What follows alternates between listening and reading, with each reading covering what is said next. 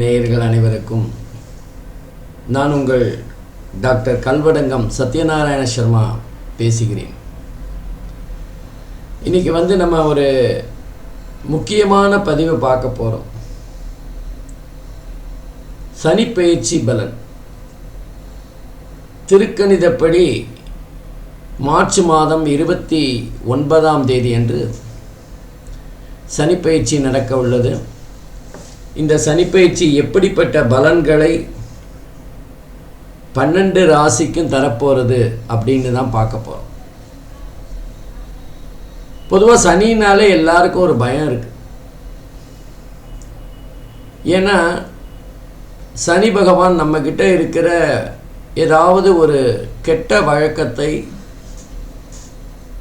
நம்ம விரலை வச்சே நம்ம கண்ணை குத்துற மாதிரி நம்முடைய செயல்பாடுகளை மூலமாகவே சில சங்கடங்களை ஏற்படுத்தி சரி செய்யக்கூடியவர்.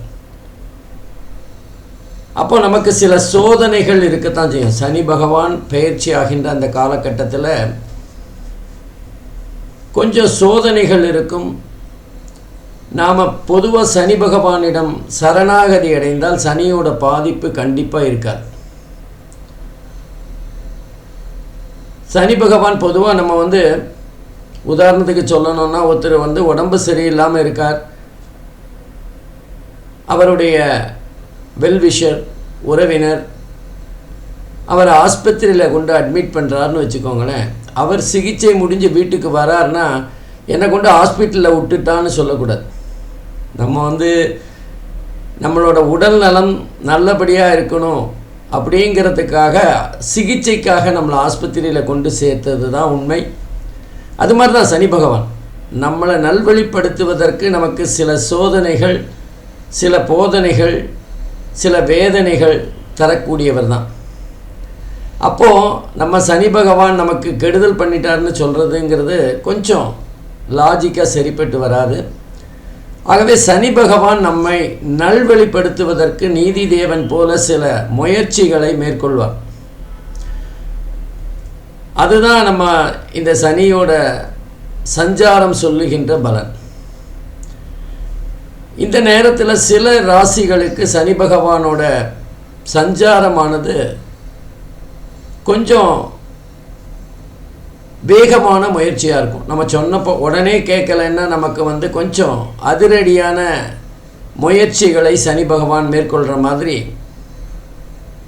உதாரணமாக இப்போ சனி பகவான் 29 மார்ச் 2025 அன்று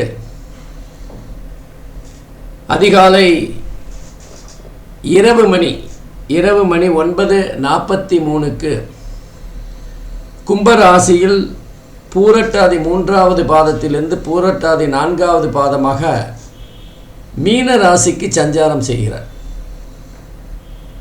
அப்போது மீன ராசியை பொறுத்தவரை இது ஜென்ம சனியாக மாறுகிறது. கும்ப ராசியை பொறுத்தவரை பாத சனியாக மாறும். மேஷ ராசிக்கு விரய சனி. இது மூன்றும் 7.5 சனி பிடியில் இருக்கின்ற 3 ராசிகள். 3க்கு 7.5ன்னு சொல்லலாம். இதை தவிர தனுசு ராசிக்கு அர்த்தாஷ்டம சனியாக, அதாவது அஷ்டம சனியில் பாதி.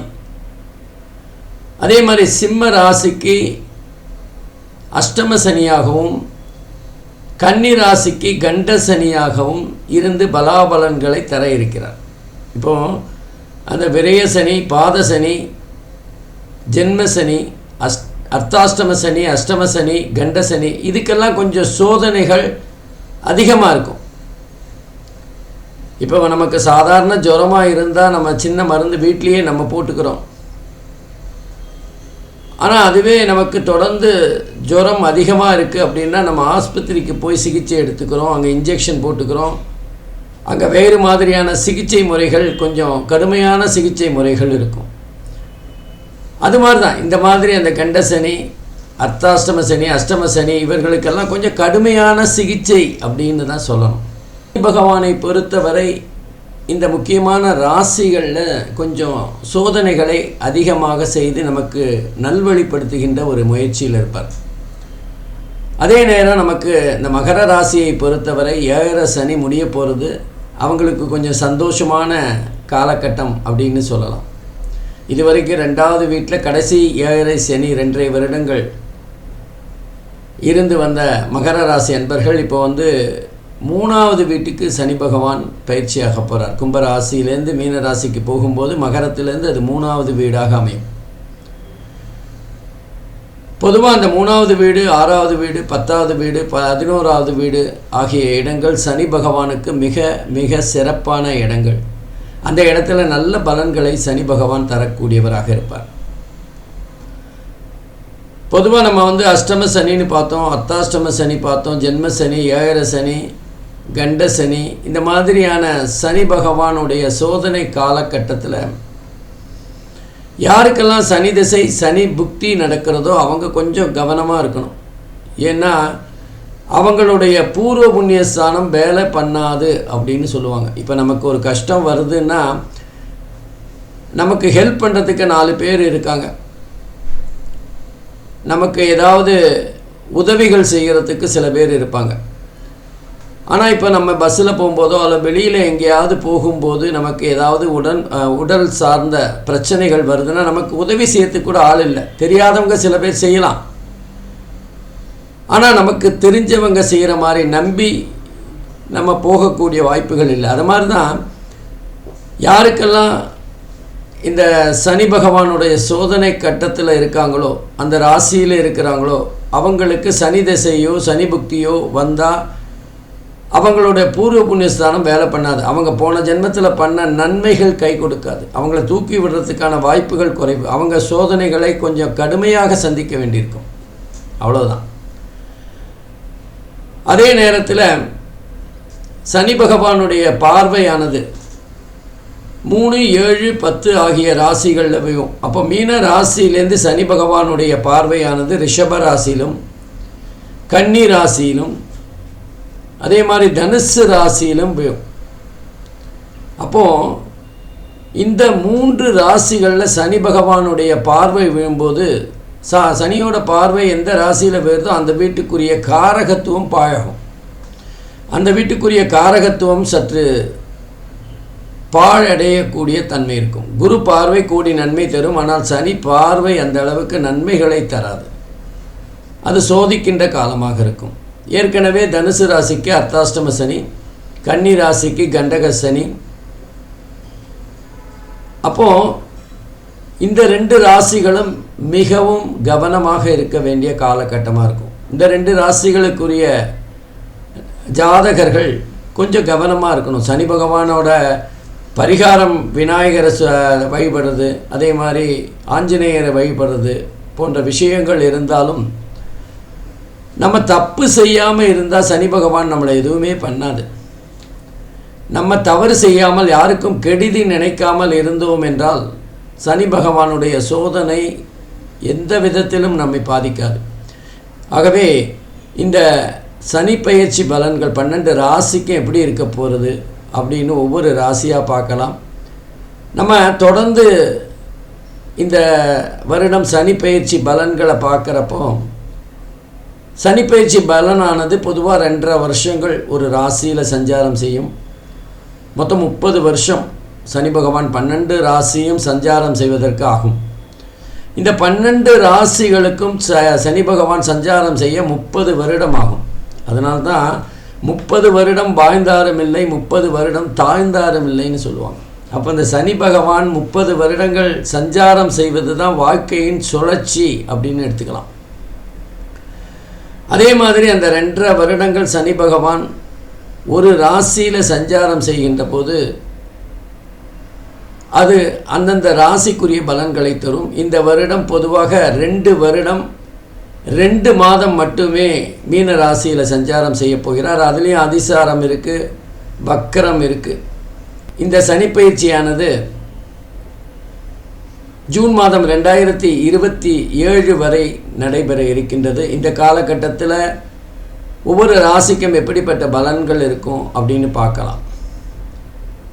அது மட்டும் இல்லாமல் நமக்கு தொடர்ந்து குரு பயிற்சி, ராகு கேது பயிற்சி எல்லாமே இந்த வருடம் மே மாதம் காலவாக்கில் வர்றதுனால பிரத்யேகமாக சனி பயிற்சியை மாத்திரம் இப்போ பார்ப்போம். ஒவ்வொரு ராசியாக பார்க்கலாம் வாங்க. அன்பிற்கினிய மீன ராசி அன்பர்களே, இன்றைக்கி ஒரு முக்கியமான பதிவை பார்க்க போகிறோம். சனி பயிற்சி. எல்லாருமே சனி பயிற்சின்னா ஒரு ஆவலோடு இருப்பாங்க. ஏன்னா வாழ்க்கையில் இப்போ என்ன பெரிய பிரச்சனைகள், லாபம் எல்லாம் இருந்தாலும் இந்த சனி பயிற்சி, குரு பயிற்சி அதன் மூலமாக இன்னும் மாற்றம் வருமா, இன்னும் லாபம் வருமா அப்படிங்கிற எண்ணமெல்லாம் இருக்கும். கண்டிப்பாக இந்த தடவை சனி பயிற்சி ஜென்ம ராசியிலே 7 சனியில் இன்னும் 5 வருஷம் இருக்குது. மீன ராசியிலேயே சனி பகவான் சஞ்சாரம் செய்கிறதுனால ஜாதகருடைய சிந்தனை, ஜாதகருடைய செயல்பாடு, எண்ணம் போன்ற விஷயங்களில் கொஞ்சம் ஒரு தடை, ஒரு தயக்கம் இருக்கும். மார்ச் மாதம் 29ஆம் தேதி 2025 திருக்கணிதப்படி சனி பயிற்சி கும்ப ராசியிலேருந்து மீன ராசிக்கு வரார். 7 சனி தொடர்ந்து தான் இருக்குது. பொதுவாக 7 சனி நடக்கிற அந்த காலகட்டத்தில் திருமணம் நடக்கக்கூடிய வாய்ப்புகள் இருக்குது. திருமண வயசில் ஜாதகர், அந்த மீன ராசி ஜாதகர் இருப்பாரே, ஆனால் அவருக்கு திருமணம் கைகூடி வருகின்ற வாய்ப்புகள் இருக்குது. ஏன்னா 7 சனியில் திருமணமாகும் அப்படின்னு ஒரு விதி இருக்குது. என்ன காரணம் அப்படின்னா, நமக்கு ஏற்கனவே பார்த்தோம், சனி பகவான் நம்மக்கிட்ட இருக்கிற ஒரு பழக்க வழக்கங்கள் அல்லது கெட்ட விஷயங்களை மாற்றக்கூடியவராக இருப்பார். யாருக்கு திருமணம் ஆனாலும் அவங்களுடைய சுய குணங்கள்லேருந்து, சுய செயல்பாடுகள்லேருந்து ஒரு மாற்றத்தை ஏற்படுத்துவார். ஃப்ரெண்ட்ஸோடு ஊரை சுற்றின்னு இருந்தவன் திருமணத்துக்கு பின்னாடி ஒய்ஃபு பின்னாடி போகிறதுக்கான வாய்ப்புகள் இருக்குது. அப்போ ஒரு மாற்றம் ஏற்படும். சனி பகவான் பொதுவாகவே மாற்றத்தை தருகின்றவராக இருப்பார். அப்போது மீன ராசிக்காரர்கள் இந்த நேரத்தில் திருமணமாகி கொஞ்சம் மாற்றத்தை, அவர்களுடைய குணாதிசயங்களை மாற்றிக்கொள்ளுகின்ற தன்மை இருக்கும். அவர்களுடைய எண்ணம், நம்ம இப்படி இருக்கணும், இந்த மாதிரி ஆகணும், அவங்களுக்கும் எனக்கும் சரிப்பட்டு வரல போன்ற எண்ணங்கள், செயல்பாடுகள், இதிலெல்லாம் ஒரு தயக்கம் இருக்குன்னு சொன்னேன்ல, அந்த தயக்கத்தை போக்குவதற்கான முயற்சிகளை சனி பகவான் செய்வார். சனி பகவானோட ஆதிபத்தியம் அப்படின்னு பார்த்திங்கன்னா 11-12க்குரிய சனி பகவான். அப்போ நமக்கு வர வேண்டிய லாபங்கள், நமக்கு வருமானமாக இருக்க வேண்டிய சில விஷயங்கள், நம்முடைய ஆசைகளை சொல்லுகின்ற, பேராசைகளை சொல்லுகின்ற விஷயங்களுக்காக நம்ம முட்டி மோதி முயற்சிகளை செய்கின்ற ஒரு தன்மை இருக்கும். நம்ம இந்த நேரத்தில் நம்முடைய கனவுகள், லட்சியங்கள், இதை நிறைவேற்றணும், இதுக்காக நம்ம முயற்சிகள் பண்ணணும் அப்படின்னு நம்முடைய எண்ணங்களை, சிந்தனைகளை அதிகமாக செலவழிக்கின்ற காலகட்டமாக இருக்கும். அதே நேரம் நம்ம என்ன பண்ணுவோம்னா, 12வது வீடு சிக்கனமாக இருக்கணும், ரொம்ப இருக்கிற பணத்துக்குள்ளே செலவழிக்கணும் அப்படின்னு நம்ம முயற்சிகளை பண்ணுவோம், எண்ணங்களை வச்சுருப்போம். ஆனால் செயல்பாடுகள், சூழ்நிலைகள் இதெல்லாம் வேறு இருக்கும். பணம் தேவையில்லாத விரயமாகக்கூடிய வாய்ப்புகள் இருக்குது. நம்ம 1 ரூபாய்க்கு கணக்கை பார்க்கும்போது 100 ரூபா நமக்கு தெரியாமல் போகக்கூடிய வாய்ப்புகள் இருக்குது.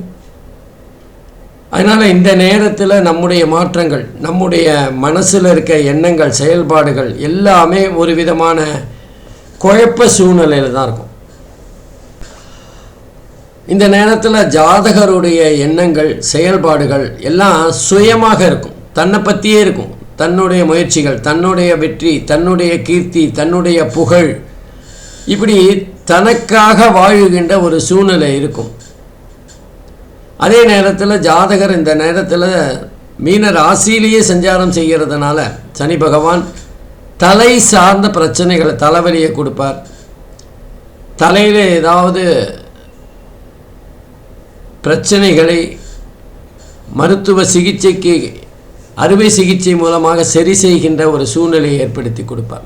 ஆகவே தலை சார்ந்த பிரச்சனைகள் இந்த நேரத்தில், நரம்பு சம்பந்தமாக, மூளை சம்பந்தமாக, பின்மண்டை வலிக்கிறது, தலைவலி வருது போன்ற விஷயங்களை இந்த நேரத்தில் சனி பகவான் மீனராசி அன்பர்களுக்கு தருவார். பொதுவாக மீனராசி அன்பர்கள் அப்படிங்கிறவங்க ரொம்ப ரொம்ப கேஷுவலாக எதுக்குமே பதட்டப்படாதவர்களாக இருப்பார்கள். தங்களுடைய மனசில் ஏராளமான கஷ்டங்கள் இருந்தாலும் அதை வெளியில் சொல்லாமல் மற்றவங்க கிட்ட ஜாலியாக பேசக்கூடியவங்க தான் மீனராசிக்காரர்கள். பொதுவாக மீனராசிக்காரர்கள் தங்களுடைய 30 வருஷம் முதல் 30 வருஷம் ரொம்ப கஷ்டப்பட்டாலும் அவர்களுடைய பிற்காலத்தில் 30 வயசுக்கு மேலே எல்லா விஷயங்களையும் அனுபவிக்கின்றவர்களாக இருப்பார்கள். கொஞ்சம் நகைச்சுவையாக பேசக்கூடியவர்கள். இதெல்லாமே ஒருவித தயக்கத்தில் இருக்கும். இந்த நேரத்தில் நம்ம இப்படி இருக்கணும், ஜாலியாக இருக்கணும் அப்படின்னு ஒரு எண்ணம் இருக்கும்போது ஏதாவது உடல் ரீதியான பிரச்சனைகள் அவங்களுக்கு ஏதாவது ஒரு சிரமத்தை தரலாம். ஆகவே மூளை தலை சம்பந்தமான பிரச்சனைகள் இந்த ஜாதகருக்கு இந்த நேரத்தில் மீனராசியில் சனி பகவான் சஞ்சாரம் செய்கின்ற போது இருக்கும். 7 சனியில் இன்னொரு 5 வருஷம் அவங்க அனுபவிக்க வேண்டிய வாழ்க்கைகள் இருக்குது.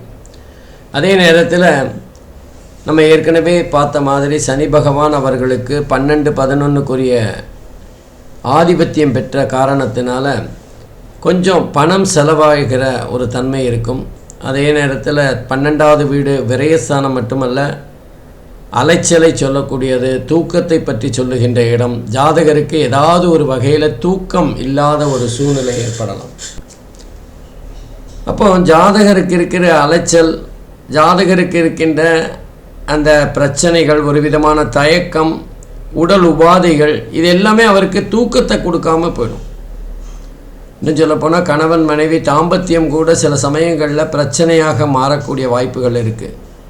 அது சம்பந்தமான குழப்பங்கள், அது சம்பந்தமான கருத்து வேறுபாடுகள் வரக்கூடிய வாய்ப்புகள் இருக்குது. சனியோட பார்வையானது 3, 7, 10 ஆகிய இடங்களில் சனி பகவான் ஜென்ம ராசியிலே இருக்கிறதுனால சனியோட 3, 7, 10 பார்வையானது 3, 7, 10லேயே வேறுறதுனால அந்த முயற்சி சம்பந்தமான சில பிரச்சனைகள், நம்ம செய்கிற முயற்சிகள் வெற்றியடையாத ஒரு சூழ்நிலை இருக்கும். பொதுவாக இந்த நேரத்தில் ஜாதகரை மீனராசி அன்பர்கள் தங்களுடைய முயற்சிகளை குறைச்சிக்கணும்.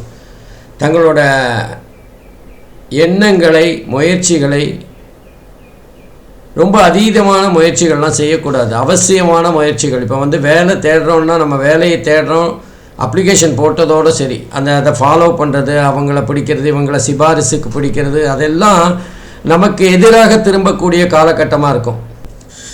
அதனால் முயற்சிகளை குறைச்சி நம்ம இந்த நேரத்தில் எது தேவையோ அதை மாத்திரம் முயன்று வந்தால் நம்மளுடைய ஏமாற்றங்களை குறைச்சிக்கலாம். அதே நேரத்தில் ஐடி ஃபீல்டில் இருக்கிறவங்க, பார்ட்னர்ஸ் கிட்ட இருக்கிறவங்க, கஸ்டமர்ஸ் மூலமாக வியாபாரம் செய்கிறவங்களுக்கெல்லாம் கொஞ்சம் எதிர்ப்புகள் வரலாம். ஏதாவது சின்ன சின்ன பிரச்சனைகள் வரக்கூடிய வாய்ப்புகள் இருக்குது. திருமணமானவர்களுக்கு இந்த காலகட்டத்தில் குழந்தை தாமதமாக பிறக்கின்ற ஒரு சந்தர்ப்பம் இருக்குது. பொதுவாக அந்த சனியோட பார்வையானது 3வது வீட்டில் வேறுறதுனால 3வது வீடு சார்ந்த காரகத்துவங்கள் எல்லாமே ஒரு விதமான ஸ்பீட் பிரேக்கர் மாதிரி தடை ஏற்படக்கூடிய வாய்ப்புகள் இருக்குது. அதே மாதிரி 7வது வீடு கணவன் மனைவிக்குமான உறவு, நண்பர்கள், கூட்டாளிகள், காதல் போன்ற விஷயங்கள் எல்லாமே ஒரு பின்னடைவை சந்திக்கின்ற காலகட்டமாக இருக்கும். 7 சனினாலே கொஞ்சம் பிரச்சனை தான். குறிப்பாக அது 3வது சனியாக இருக்கும் பட்சத்தில் அதோட பாதிப்புகள் கொஞ்சம் அதிகமாக இருக்கின்ற வாய்ப்புகள் இருக்குது. 10வது வீடு வேலை சார்ந்த அழுத்தங்கள், வேலை சம்பந்தப்பட்ட தேடல்கள் போன்ற விஷயங்கள் மனசில் ஒரு கவலையை, நிம்மதி இல்லாத தன்மையை ஏற்படுத்தும். இதனாலெல்லாம் தூக்கமின்மையாக இருக்கக்கூடிய வாய்ப்புகள் இருக்குது. அலைச்சல் ஏற்படுகின்ற வாய்ப்புகள் இருக்குது. கால்நடையாக நம்ம ஒரு இடத்துக்கு போகிற மாதிரியான சூழ்நிலை ஏற்படும். கார் இருக்கும், ஸ்கூட்டர் இருக்கும், ஆனால் நம்ம நடந்து தான் போய் பறக்கூடிய வாய்ப்புகள் இருக்குது. ஆகவே இந்த நேரத்தில் சனி பகவான் மீன ராசியை பொறுத்தவரை ஜென்ம ராசிக்குரிய அந்த பலாபலன்களை, சில பாதகங்களை கண்டிப்பாக தரத்தான் செய்வார். குறிப்பாக கணவன் மனைவி ஒற்றுமை நிச்சயமாக அவர்கள் ஒருவருக்கொருவர் புரிந்து கொள்ள வேண்டும். விட்டு கொடுத்தவர் கெட்டு போனதில்லை, கெட்டு போனவர்கள் விட்டு கொடுத்ததில்லைன்னு சொல்லுவாங்க. அந்த மாதிரி ஜென்ம ராசியில் இந்த சனீஸ்வர பகவான் சஞ்சாரம் செய்கின்ற போது கொஞ்சம் கவனமாக இருக்கணும். நம்ம பேசுகிற பேச்சுக்கள் நமக்கு எதிராக போகலாம். நம்ம வார்த்தைகளை கொட்டிட்டு அதுக்கப்புறம் மன்னிப்பு கேட்க வேண்டிய ஒரு தேவை இல்லை. நம்மளுடைய புகழ், கீர்த்தி, அந்தஸ்து, கௌரவம் எல்லாமே பாதிப்படையக்கூடிய வாய்ப்புகள் இருக்குது. கவனமாக இருந்தால் தான் நம்ம இதிலேருந்து மீளக்கூடிய தன்மை இருக்கும். அதனால் கொஞ்சம் எச்சரிக்கையாக வார்த்தைகளை அளந்து தேவையான விஷயங்களில் மாத்திரம் ஈடுபாடு காட்டினோன்னா நிச்சயமாக இந்த ஜென்ம ராசியிலால் ஏற்படுகின்ற பாதகங்களை குறைக்க முடியும். நன்றி, வணக்கம், வாழ்க வளமுடன். ஸ்ரீ குபேரன் டிவியை பார்த்தமைக்கு நன்றிகள். மேலும் இது போன்ற தகவல்களை தெரிந்து கொள்ள ஸ்ரீ குபேரன் டிவியை சப்ஸ்கிரைப் செய்யுங்கள். மறக்காமல் பெல் ஐக்கானை கிளிக் செய்யுங்கள்.